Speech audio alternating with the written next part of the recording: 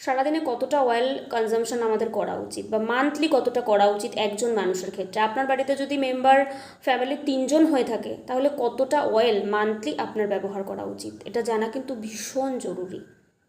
কারণ অধিকাংশ ক্ষেত্রে দেখা যায় যে অয়েল কনজামশনটা কিন্তু আমরা বেশি করে থাকি। তো কথা না ঘুরিয়ে সোজাসুজি বলবো, আমি আছি আপনাদের সাথে ডায়েটিশিয়ান চন্দ্রানী।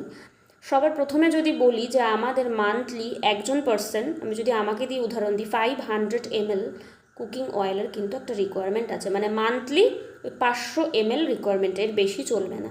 তার মানে হিসাব দ্বারা যদি বাড়িতে আপনার 3জন লোক থাকে তাহলে 1.5 লিটার, 4জন হলে 2 লিটার। কিন্তু 85% বাড়িতেই আপনি দেখতে পাবেন যদি 3জন ব্যক্তি থাকে দেখবে 4.5 লিটার 5 লিটার এরকম খেয়ে ফেলছে, মানে কতটা বেশি খাচ্ছে। এবার আজ এই ভিডিওটা যারা যারা দেখছেন তারা এই হিসাবটা করুন যে সারা দিন আপনি কতটা বেশি খাচ্ছেন, মান্থলি কতটা বেশি খাচ্ছেন।